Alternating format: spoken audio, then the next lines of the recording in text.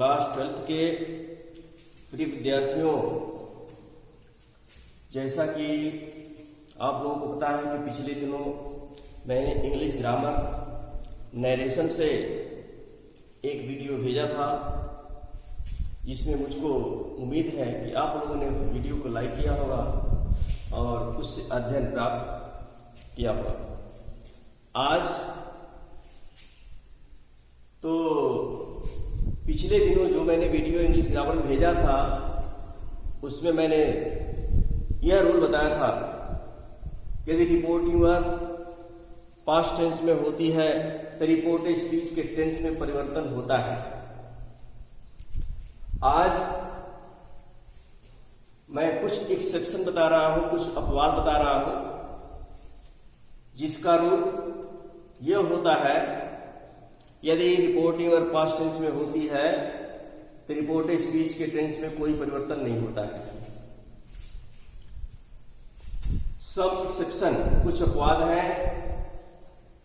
अपवाद 4 प्रकार के होते हैं। पहला अपवाद है यूनिवर्सल ट्रूथ, सदैव सत्य, जिसको इंग्लिश में कहते हैं सार्वभौमिक या सदैव सत्य। दूसरा अपवाद है हिस्टोरिकल फैक्ट, ऐतिहासिक तथ्य या घटना। तीसरा है हैबिचुअल एक्शन, आदतीय कृत्य। और चौथा है प्रोवर्ब, जिसको कहावत कहा जाता है, प्रोवर्ब।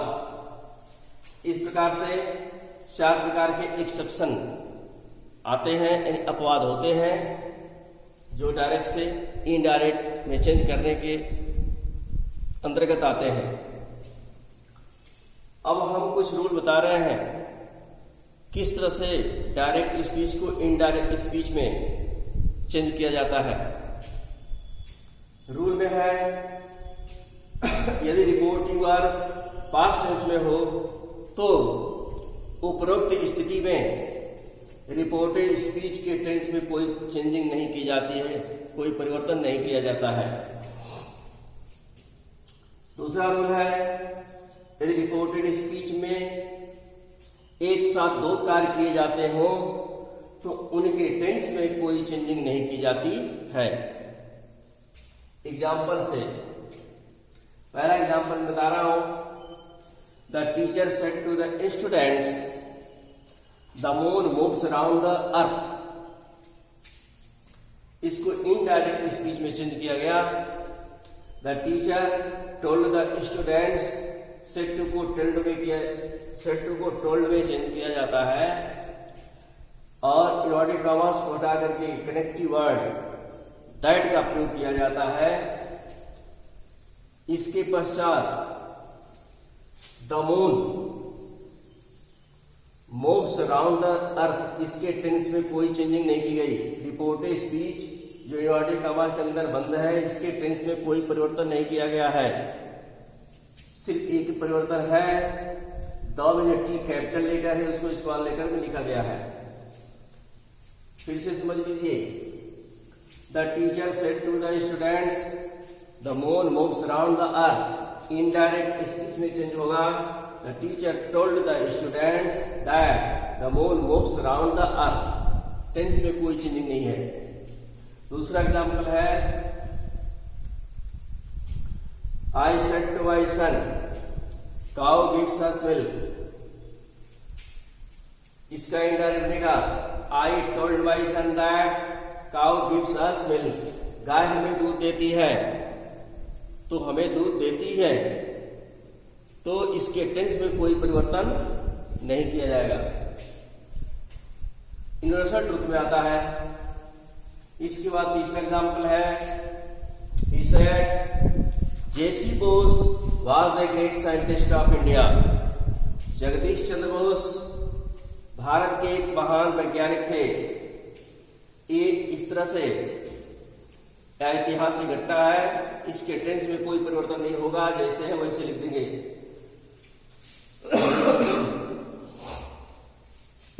इनडायरेक्ट चेंज होगा, he said that J.C. Bose was a great scientist of India. चौथा एग्जाम्पल है, He said dogs bark at strangers. अब यहाँ पर डॉग्स बार्क एट स्ट्रेंजर्स, कुत्ते अपरिचितों को भौंकते हैं, या उनकी हैबिट है, उनकी आदत है, आदतीय कार्य है, इसलिए यह भी एक्सेप्शन के अंतर्गत आता है। इसके टेंस में कोई परिवर्तन नहीं किया जाएगा। इनडायरेक्ट क्या बनेगा? He said that dogs bark at strangers। इसके बाद और आगे मैं एग्जाम्पल बता रहा हूं। जैसे दूसरा मैंने बताया, रिपोर्टेड स्पीच में एक साथ दो कार्य किए जाते हो, उनके टेंस में कोई परिवर्तन नहीं किया जाता है। अब एग्जाम्पल मैं बता रहा हूं।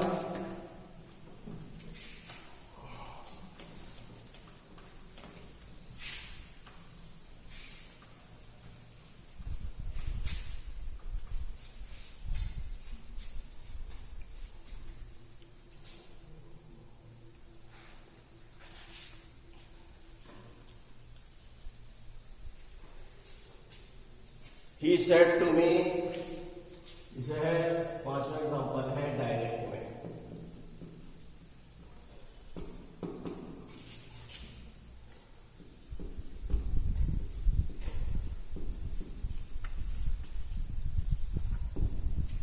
He said to me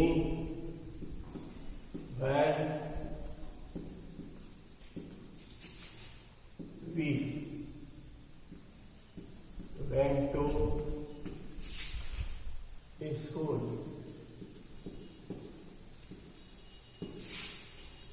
it started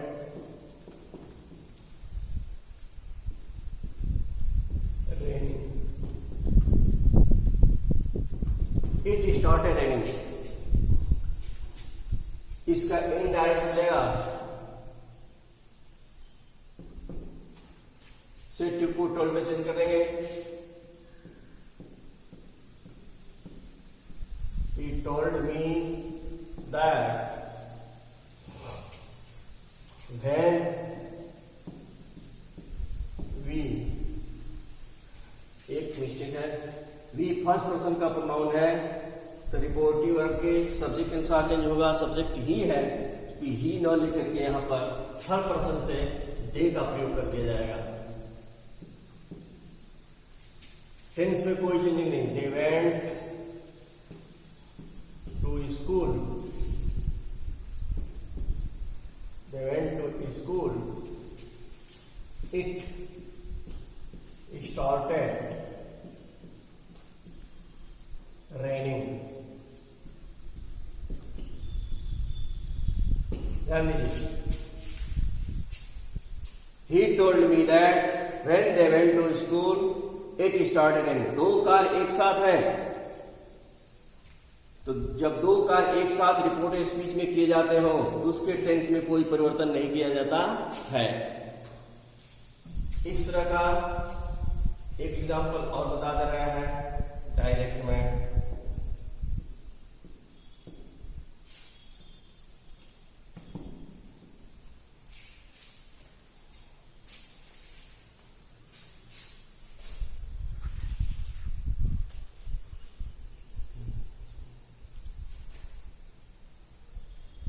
He said when she reached the party, he said when she reached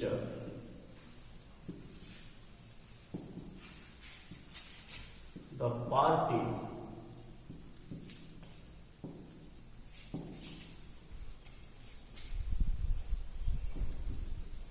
the star came।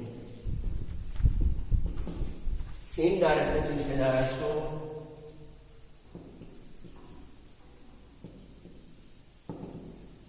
He said that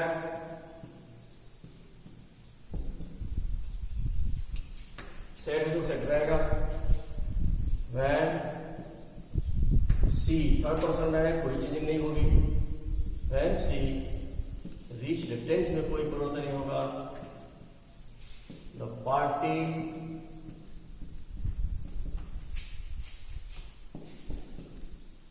the star game. इस तरह से एक्सेप्शन सब कुछ अपवाद संबंधी डायरेक्ट से इनडायरेक्ट स्पीच में changing की गई और उसका एग्जाम्पल भी बताया गया। अब जो है इसके आगे मैं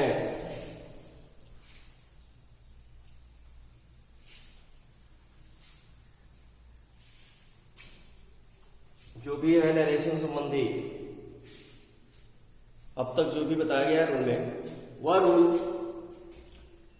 अफर्मेटिव और निगेटिव दोनों के लिए बताया गया है।